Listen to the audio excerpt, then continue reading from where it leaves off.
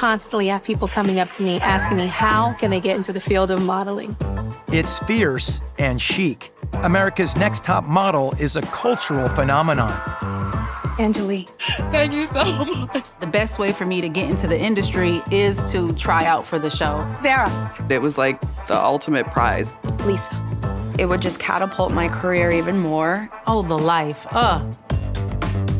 Led by the queen of modeling, Tyra Banks, the nationwide search for the runway's next superstar offers a straight shot to fame and fortune.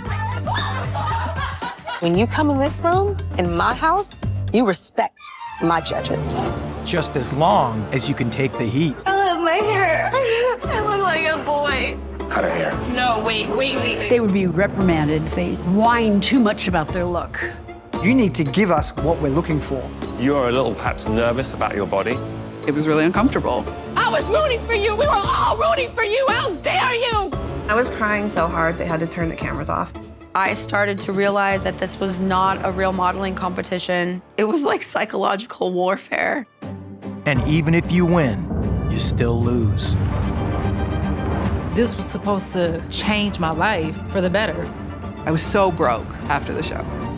They don't care if you live or die. She was a victim, and they re-victimized her. I was at my lowest. Excuse me. America's Next Top Model squashed my dreams. If you don't like what you see, change the channel.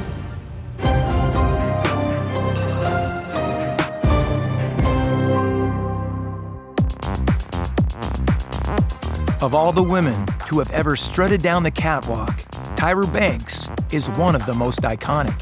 Everybody knew her as a supermodel. She was the first black woman to be on the cover of Sports Illustrated, and she became a Victoria's Secret angel. She was that girl in the 90s and early 2000s who really rose to incredible heights of success and fame. After conquering the modeling world, in 2003, she sets her sights on building a media empire. She empowered herself to look beyond her image because she always wanted to be a film and TV producer. Banks takes her 15 years' experience in the modeling industry and infuses it with elements of the most popular reality shows of the time to come up with something brand new. Kelly Clarkson. As Tyra explains it, she goes, what if I take American Idol? One of those big ones, because when I came in here, I saw it. And there's this other TV show called The Real World. They just follow people around. What if I combine the two? What if models were followed around in the real world and they all live together in a modeling competition? You look great. America's Next Top Model is a bit of a hybrid. It's like a candid show. It's like Big Brother in that regard. Our winner is Sarah. But it's also a bit like Survivor. There are challenges that people have to win. It's like 5 different reality shows in one. I want to make a top model in 8 weeks. And I want to chart the entire process and show America how it happened. Tyra promised that this was an earnest search for somebody who would win a modeling competition with a fabulous career almost guaranteed afterward. To help bring her ambitious idea to life, Tyra recruits Ken Mock, who's made a name for himself as a reality format guru. Because I created Making the Band and I created Tough Enough, I kind of became this guy known for doing those reality shows where there's a real prize at the end. You get to be a wrestler, you get to become, this band or a singer or whatever. Ken Mock, it was all about the ratings and was all about wanting the audience to be able to talk about the show the next day. All right, ladies. With Mock pulling the strings and Tyra bringing her star power to the screen, I have a panel of judges here that I totally respect. They recruit an all-star cast of judges who aren't afraid of giving honest opinions. We have Miss Janice Dickinson. Oh, this is a nice chair. Ooh. It's really bad. I'm sorry. I can't even look at it. It's that bad. My name is Janice Dickinson, and I served as a judge on America's Next Top Model for 4 cycles. Tyra, Ken Mock, the producer, wanted me to emulate Simon Cowell on American Idol. My job is to be as brutally honest as possible. This photograph looks like the batteries died in her vibrator. Yeah. I know what works in the industry outside of their sphere. America's Next Top Model is Adrienne. Yes! Congratulations! The first season, or cycle, airs in May of 2003 and immediately becomes a record-breaking show for the UPN network, averaging 3 million viewers a week. From there, it blows up, as in each new cycle, thousands of aspiring models are drawn in by the huge prize on offer. First is a modeling contract with one of the top modeling agencies in the world, a 6-page spread and a cover of a magazine, and a $100,000 contract with CoverGirl Cosmetics. Being on the cover of a magazine sounded fun, and obviously I wanted the money. Let's be honest. Hi. Hi. My name is Lisa D'Amato, and I was a modeling contestant on Cycle 5 and Cycle 17 All-Stars of America's Next Top Model. I had traveled the world. I had modeled in Milan, New York, Australia at this time.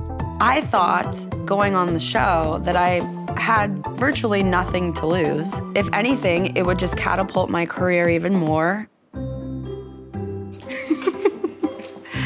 My name is Angelique Preston, and I was on cycles 12, 14, and 17 of America's Next Top Model.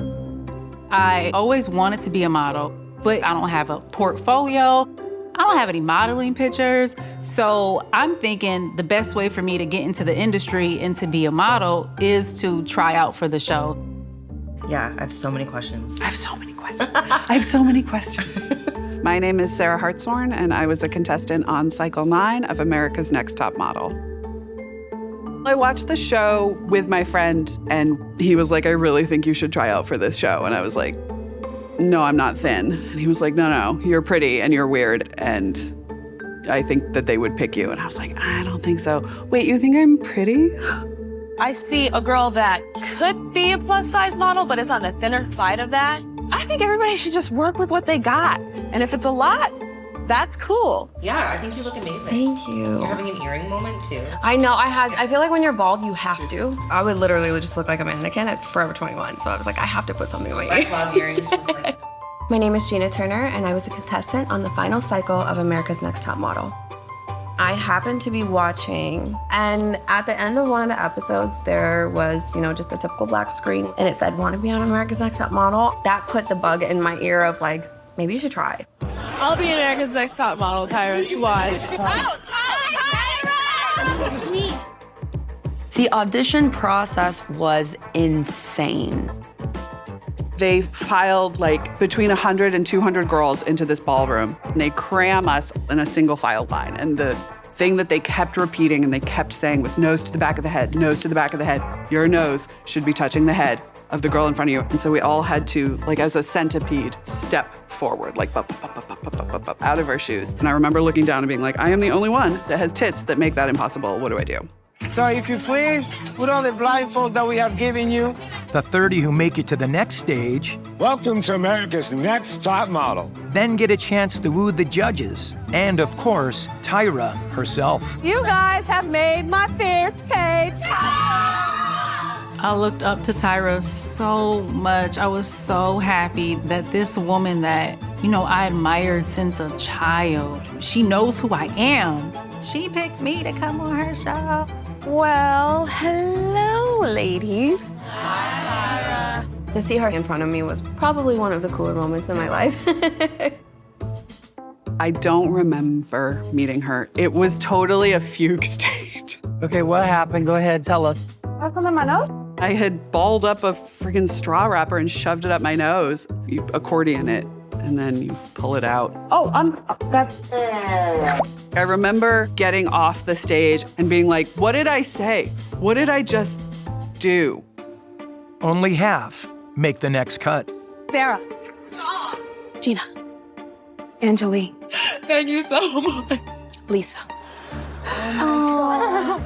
The chosen few move into the model house. It'll be home for the next 8 weeks, or as long as they last. Going in. Everyone starts running. Oh my God. I just remember being like, I've never seen a house like this anywhere. We were so excited. It was like the ultimate prize. Oh my God, penthouse suites in Paris and Milan. Just get my hair and makeup done. Oh, the life,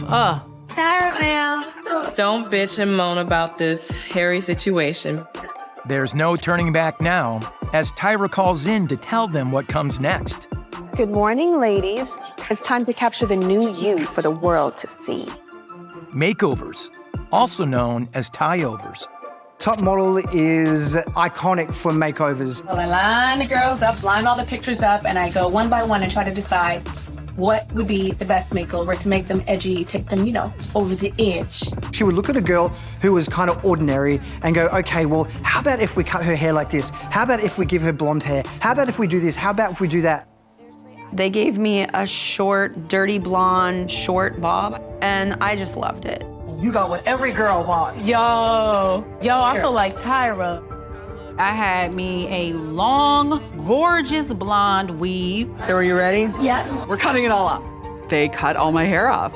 And I definitely think they thought I was gonna cry because I had like homeschool long hair. I loved it and I was super excited. And then they asked if I felt like a man.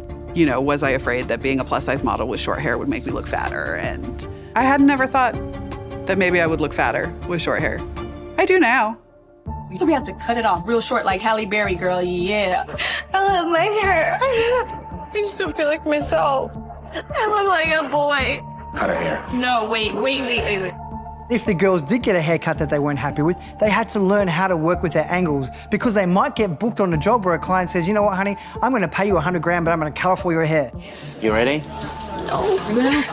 Come on. There wasn't anyone taking the time to explain what's happening, and it was really uncomfortable. I've never had a net sewn to my head before.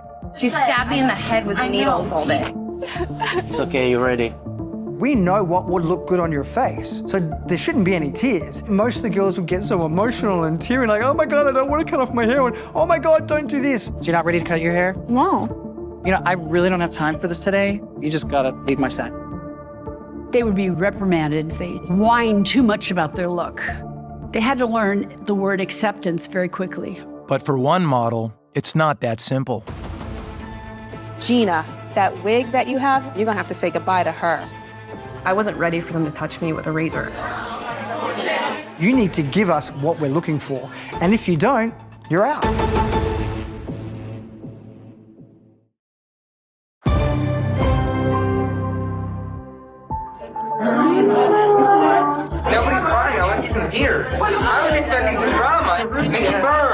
The models are in mid-makeover, and Tyra's word is law. I want to see the jaw, baby, so the hair has to go. But in Gina Turner's case, Hello. it strikes a traumatic chord. What makes you interesting, special, different? I have a disease called alopecia universalis, so it's autoimmune. It attacks my hair follicles and my hair falls out. It's hard to talk about. I started losing my hair around 8 years old. I had no idea it was alopecia at the time. To be a girl and not have hair, and you see how people start treating you differently and what people say is really intense. You ready? They're gonna start the process. I'll hold your hand if you want me to. Producers pressure Gina to confront her alopecia on camera by shaving off what little hair she has to create her signature look. I was crying so hard they had to turn the cameras off. I just kept freaking out, and I just wasn't ready for it. I wouldn't even run down my driveway to the mailbox to pick up the mail if I didn't have my hair on. I really wasn't ready for it to be shaven like that on TV. And then to be told, walk around like that. And you have to believe it's beautiful. What if I didn't? I obviously didn't think it was beautiful. I was covering it up with wigs. With Gina, before she signed up to be America's Next Top Model, she knew that this was her angle, that this would be the way that she would stand out. There's no way in the world that she would have gone onto this show not knowing that that was going to be a strong point for her. Some of the girls were poked at the traumas, and that's television. Finding that insecure thing that the model has and enhancing it, making the model just stand there, I guess like a Marine, until he's finally broken.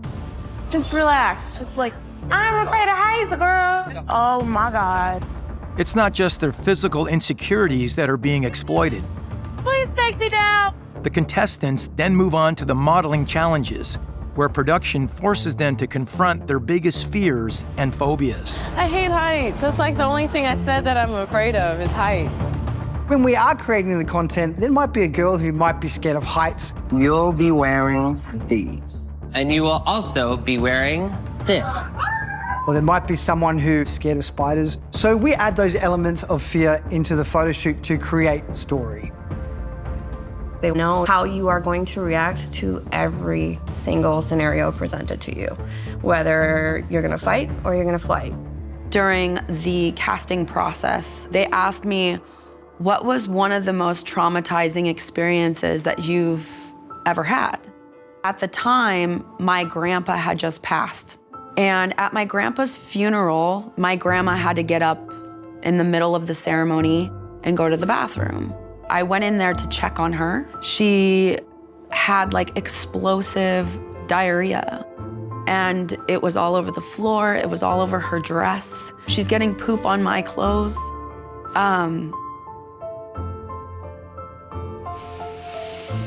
So sad.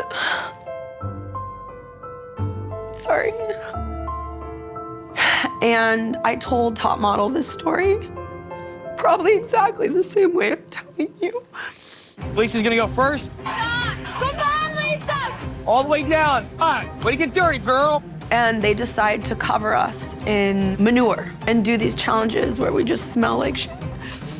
And they lock us in a limo, make us sit in it for 4 hours. And there is an exact moment that actually made it on air where I'm just sitting there like looking off because I'm like, holy shit, they got this from my interview. Like they did this based on the story that I told them. There's no way in hell that they just came up with this. From day one, the cast are interviewed relentlessly, and nothing is off limits. The producers of the show would ask me about my body all the time, and they would ask me how I felt about it and how I felt about the fact that it was different than the other girls. Am I too small? Am I like too big? I don't know. I just kind of feel like I'm just wrong sometimes. And so it was like, how do I like steel myself to let this be the thing that we talk about in every interview? They used all of your trauma during interviews to get a reaction out of you, an emotional reaction, and then they switch the topic. Anytime you see me crying on the phone, it's because they asked me, do you feel the same way like you did when your mom told you to kill yourself? And then be like, let's change the subject. As you're crying, tell me, how are you gonna walk into this photo shoot? With confidence, right? And you're like, yeah, I'm gonna walk in with confidence. I think I was in an interview room for like almost 7 hours, like by myself with 3 people just like this. But I had the interviewer telling me I was begging her to stop asking me questions about being suicidal. They ended up using the response of me crying, saying I don't want to talk about it anymore, as my response for losing the competition. I don't want to talk about it anymore. And that's not at all what happened. Everybody behind the scenes involved with this show structurally built opportunities to poke at people's worst moments in their lives, just to make them cry, or just to make them yell, or scream, or be angry, or seem confused. It's deeply irresponsible and also sadistic. Between the challenges and interrogation-style interviews, the women are physically and emotionally exhausted. Competition reality shows in the early aughts were tough. It was a unique time in that world because it was like the Wild West. And, you know, we weren't paid. It was unpaid labor. We worked until 3, 4 in the morning. We were being subject to a new world of entertainment that was cheap. There's never a moment away from the cameras, not even at the model house. There really wasn't anywhere that was private. There was mics everywhere, whether they were on top of cupboards, tucked behind toilet seats, behind your pillowcase, like you name it, there was a mic somewhere. And I called shower. The shower had like a wall that came up to like just below our nipples. Like, or maybe just above, but like not if we reached over our head, you know what I mean? And they were like, we won't film you if you are alone in the shower or in the bathroom, but if anyone else is in there, we will film you. Also, you guys should totally shower together. It's like a sorority house for models, right down to their bad diet. Okay. They didn't give you enough per diem to feed yourself. A lot of the girls were just living off of cereal or top ramen.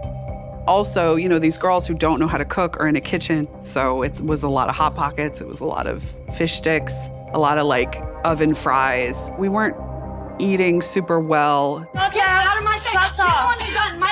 And when you're hungry, you get angry, and then you lash out. So, how does it feel being in the bottom? Raina and Brenda, it don't feel good, do it? They wanted us to fight because they wanted to see what you're like at your worst. Yeah, we were irritable. We were snappy. That was a concerted effort to keep us off kilter. It got to the point where I was like, I'll just have a glass of wine. But guess what? Now this glass of wine is now 2 glasses of wine, and I forgot that I didn't have breakfast. And wait, did I even have lunch? And no, and now I'm like kind of drunk. The result is exactly what producers want. Oh, y'all fake as hell. Don't say that. This is a hellhole. Oh my God. Tell them it's an emergency. Started to realize that this show was not a real modeling competition. You're a stupid bitch. You wanna know me? No, y'all, all y'all. It was like psychological warfare.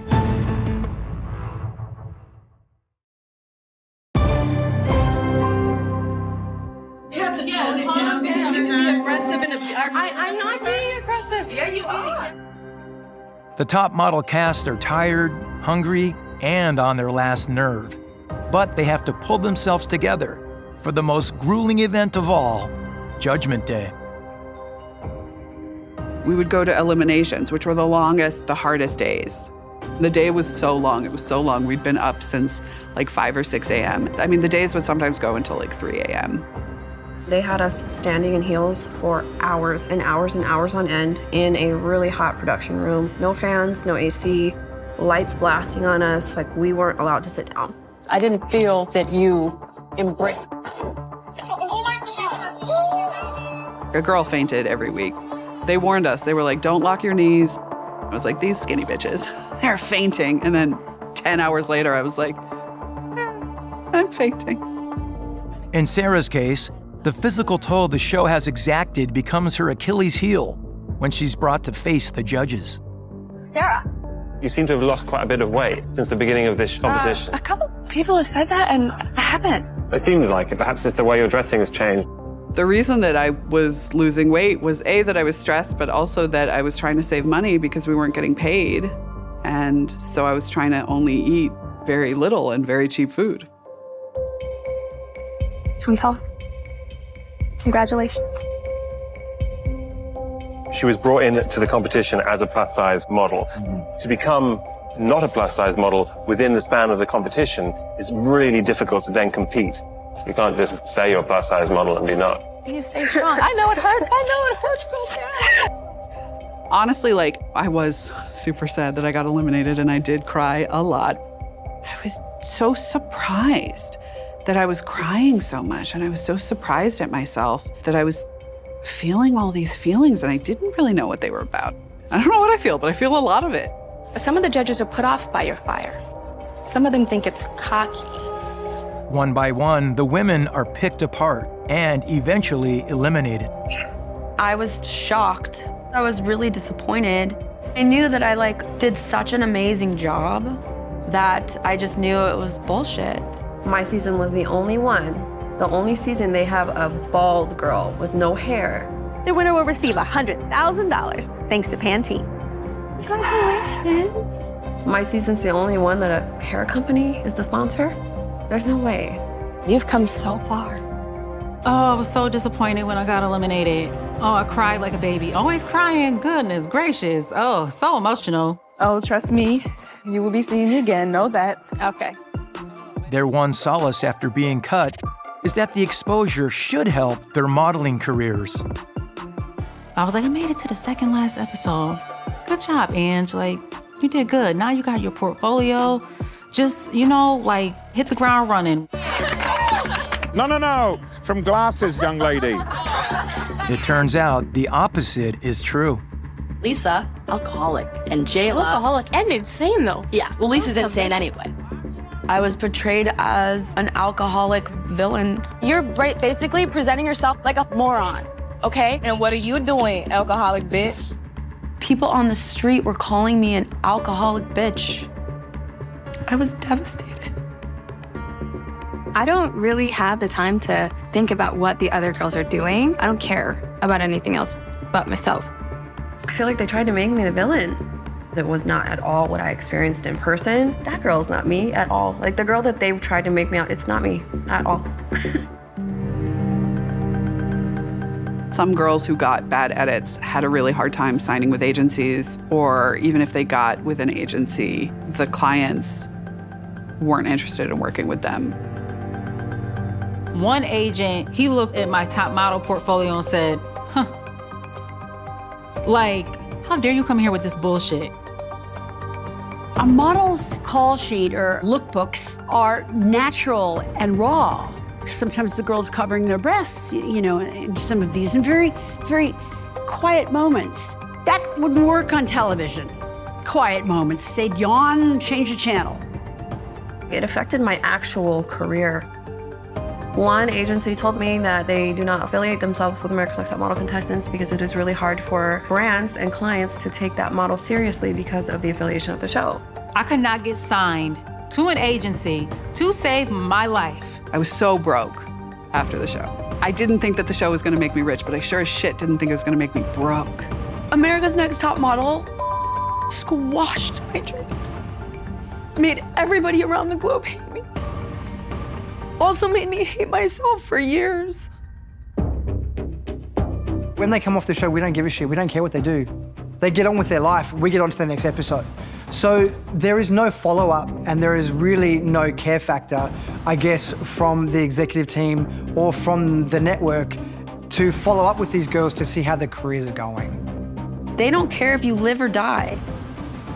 Afterwards, they don't care.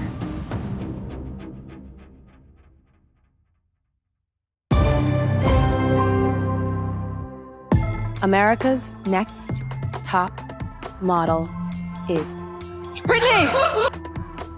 After 16 cycles, America's Next Top Model has become a staple on the CW, bringing in millions of viewers every week. But for many of the women, being on the show has done nothing for their careers, forcing them to move on. I knew that I wasn't gonna be booked.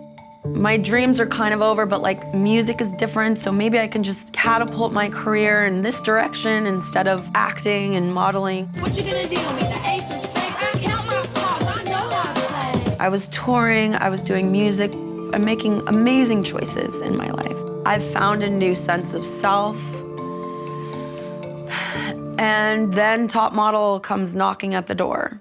There were rumors that an all-star cycle was happening, and a producer reached out to me via email. Was like, hey, Angeli, we're thinking about having a Top Model all-star cycle. We are putting the girls through some fierce challenges to take their careers to a whole new level. They told me that this competition isn't just a modeling competition. They were gonna focus more on our brand. We were gonna be able to showcase our talents. Completely different format. You guys are gonna co-write your own song and star in your very own music video. It's for music, it's for runway, it's for modeling. Lisa, literally, if there was a competition that was made for you, this is it.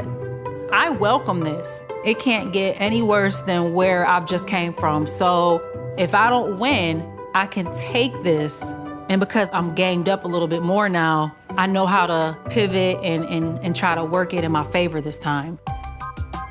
I was in the mental headspace where I was so strong. I thought this would be a great way on an international syndicated television show to rebrand myself as who I really am. But I have to be really careful when I film. And I knew their tricks, and so if any time was ready, this was the time. I was ready.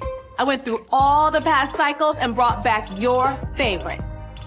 2011 Cycle 17 All-Stars brings together 14 models from past seasons to compete in the ultimate showdown. All-Stars for me was the best cycle. We got girls who had certain personalities, who should have won, who didn't win, who acted like this, who looked like that, who were kooky. As the contest ramps up, one competitor is outshining the rest. Angeli has evolved so much. I've got to agree with you, Andre. Angeli, she's totally blowing my socks off. Anjali Preston was the girl who stood out the most to be the winner of All Stars. Chin up more. Yeah, that's it there. Good. She walked onto camera, she had a certain esque and a certain way about her. You are knocking it out. She held herself in a strong, model-like manner, and how she acted was someone that, you know, was going to win that cycle of America's Next Top Model. Sure enough, Anjali is victorious. I won America's Next Top Model, Cycle 17. Me, Anjali from Buffalo, I won. I was screaming. I was so excited. I was so happy. I just could not believe it. But viewers never get to see her big finale, as after the show wraps, there's a problem. I get a phone call. Can you come down to the city, to New York City? We want to talk about sponsorships since you won the CoverGirl contract. I said, okay, great. So I get there and see the show psychiatrist, the attorney, and one of the executive producers, Laura Fust Silva. So I'm like, okay, all right, sponsorships, okay, everyone's professional. But I'm like, why is the psychiatrist here? Like, if we're talking about sponsorships. So Laura's like, we can't air you as the winner. And I'm like, why? And she's like, we just can't air you as the winner. Oh my gosh, it was just, I can't even describe the feeling because it's just anger, sadness, confusion, WTF. I was pulled into a meeting by Tyra and 3 other executives that no one else was to know about. And I was like, gosh, what's going on here? Like, what's happening? And I was told that after the first episode went to air that Anjali had spoken to someone on social media and she had announced that she had won America's Next Top Model. We couldn't have the whole world knowing on episode 1 that the winner was Anjali, because why would the audience want to tune in for another 12 or 13 episodes when they already knew who the winner was in episode 1?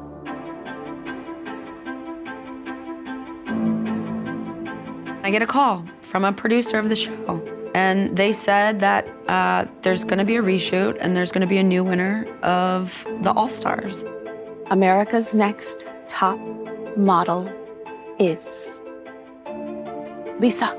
It was like I was on cloud 9. That's crazy. It's absolutely crazy. I felt like the world was finally doing something nice for me. Anjali's disqualification is also made public on the revised finale to explain her sudden disappearance. It turns out that after shooting was wrapped, our production team and the network learned information from Anjali that disqualifies her from the competition. But they never provide an official reason, leading to an internet frenzy about what went down. Comments, I saw all types of crazy stuff. Oh, she was pregnant and didn't disclose that she was pregnant. Oh, she told that she was the winner and that's why they had to disqualify her. I remember seeing one tweet that really stuck out to me. The tweet was the guy and he said he knew someone who worked closely on the show and he can confirm that it was none of those things. With her title taken away from her, Anjali decides to file a lawsuit in which a very different story emerges. 4 years earlier, after appearing on Cycle 14, Anjali is struggling. After Cycle 14 stopped filming, I'm living in Queens, and this guy pulls up in a car, and he's like, hey, you know, what's your name, blah, blah, blah. And I was like, oh my God, he's cute. Gave him my number. And I'm just like, I'm a struggling model right now. Like, I'm not making any money. And he's like, well, I know how you can make some money, you know, like my girls, like they just go on dates. The plan was just get some money so I could be on my own and then continue to focus on modeling. And it just got out of control. It was basically being sex trafficked. I don't know if it's because I'm, excuse me. You have a tissue? I'm sorry. You know, I just went on this modeling odyssey, right? And this was supposed to changed my life for the better. And then I found myself in a situation where I was at my lowest. Angeli claims producers knew her story before asking her to return for All Stars. Angeli herself made it very clear what she had done in the past on the All Star show during filming. So we all kind of knew. And Lisa alleges executive producer Ken Mok alludes to this rather than the social media posting as the reason for Angeli's disqualification. Before the reshoot, Ken Mok said to us, "We are disqualifying Angeli because of her past.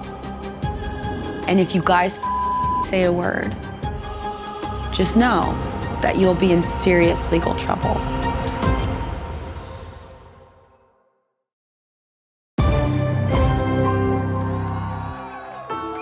The rumor mill has been swirling as to why Angeli was disqualified from Top Model All-Stars. But once she goes public with her story, the media runs with it.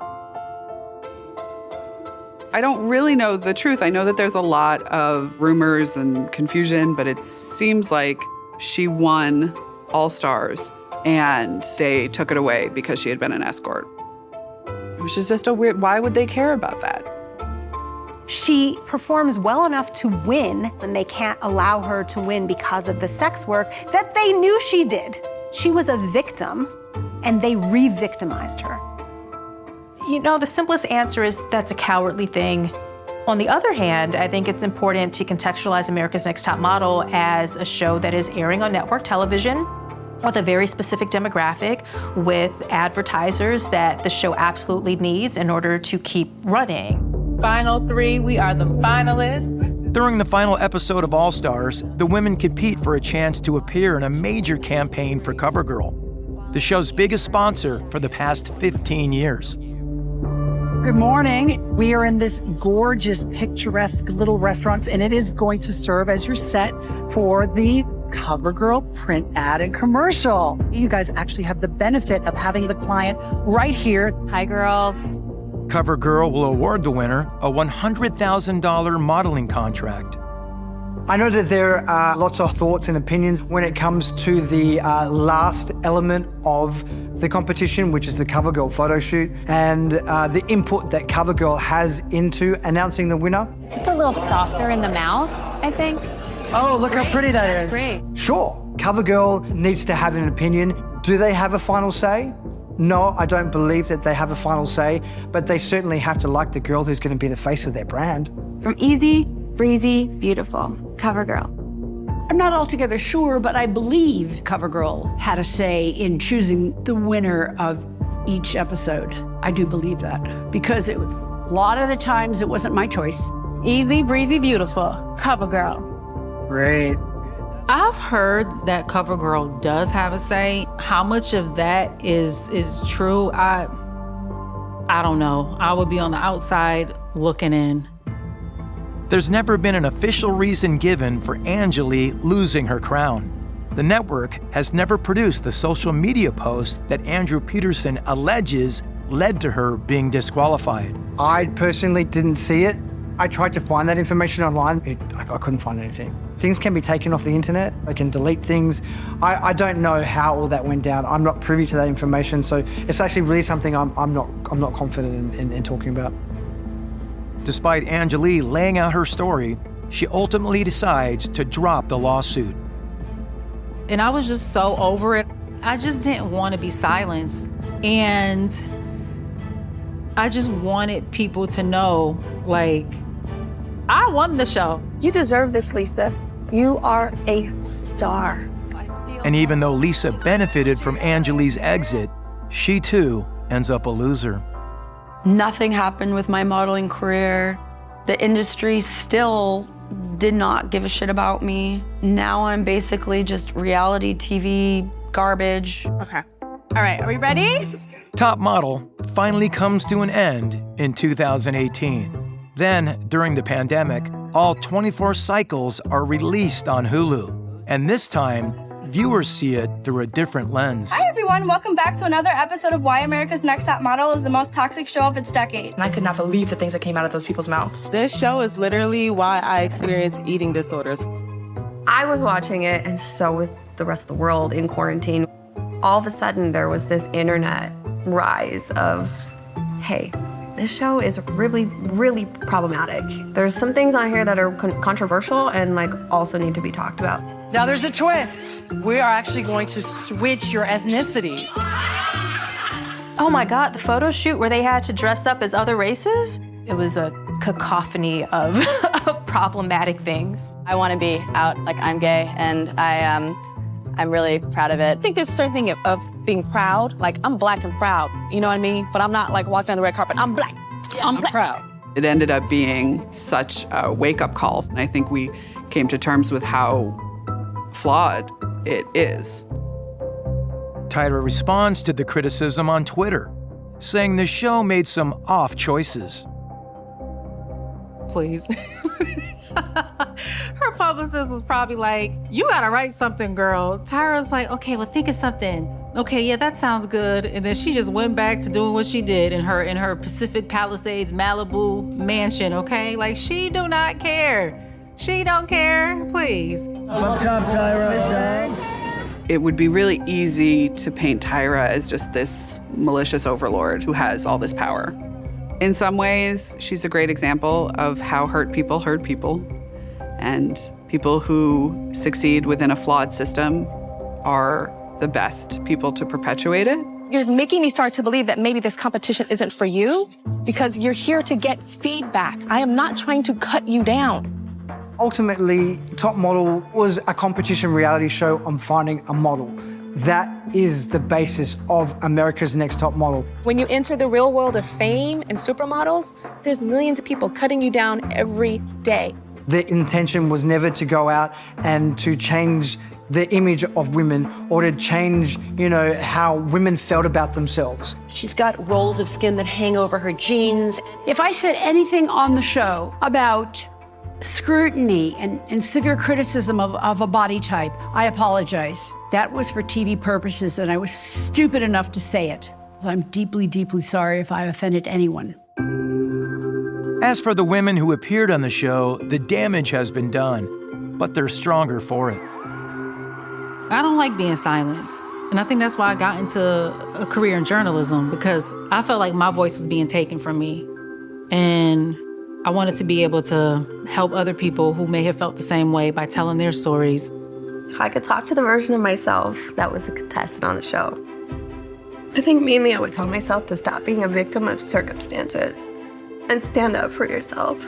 I get really quiet sometimes, and it takes like a gusto for me to be like, this, I'm speaking. But after experiencing this, that's all I'll ever do. I have learned to create a life completely changing the narrative of what I was supposed to become, a statistic.